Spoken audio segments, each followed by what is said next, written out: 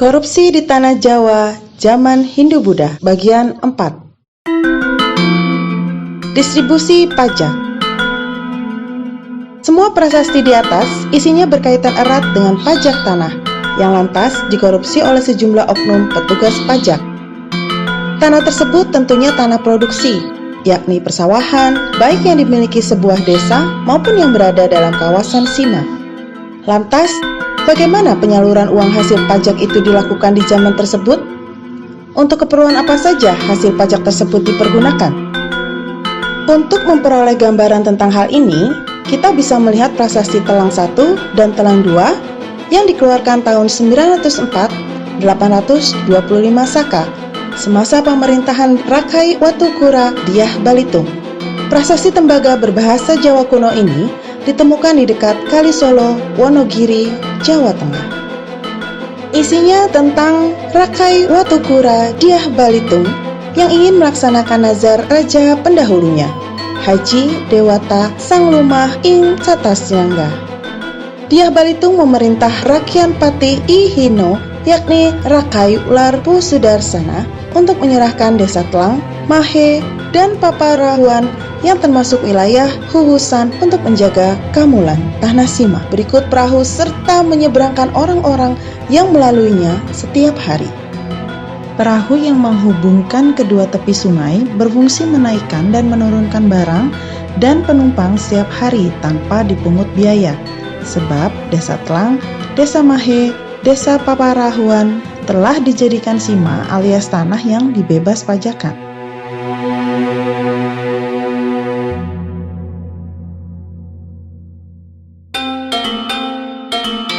Adapun kewajiban petugas penyeberangan itu melayani penyeberang sungai setiap hari tanpa memungut bayaran atas jasa mereka.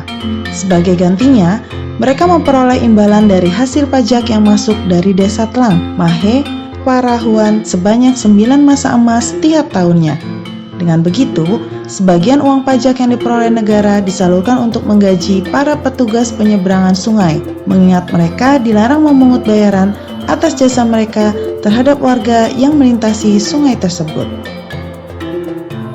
Prasasti lainnya yang juga menyinggung penyaluran hasil pajak adalah Prasasti Canggu, Trowulan ke-7, yang dikeluarkan oleh Raja Majapahit Hayam Wuruk tahun 1358.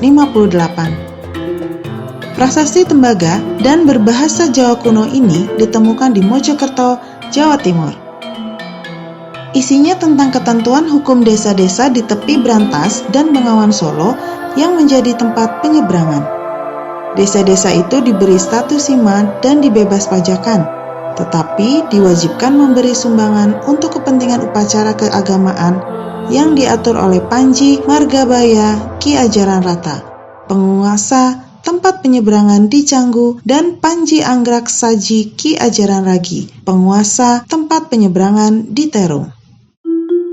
Jika petugas penyeberangan sungai di zaman Dyah Balitung memperoleh gajinya dari hasil pajak, maka penduduk desa-desa di tepi Brantas Bengawan Solo justru diwajibkan memberikan sumbangan guna kepentingan ritus keagamaan, karena mereka dibebas pajakan.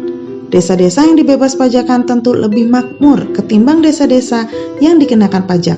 Sebagai konsekuensinya, warga desa-desa bersangkutan harus menyumbangkan sebagian miliknya untuk keperluan upacara keagamaan di wilayah mereka.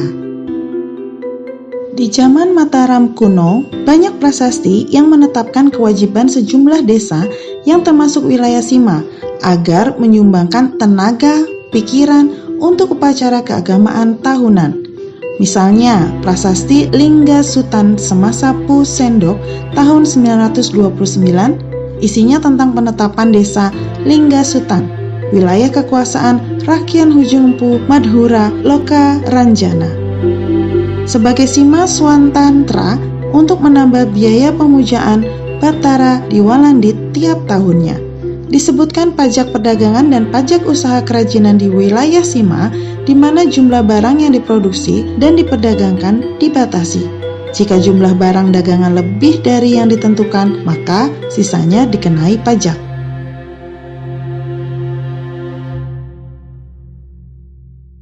Mangalila Drawya Haji, Pegawai Perpajakan.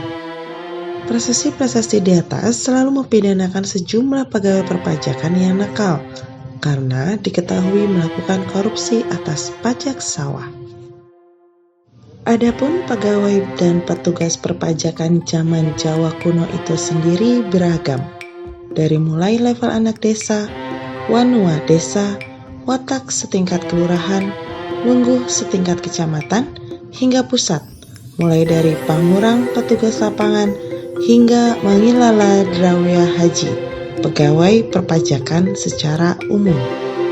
Keberadaan mereka tercatat dalam Prasasti Poh yang dikeluarkan 905. Prasasti ini ditemukan di Plembon, Prambanan, Jawa Tengah.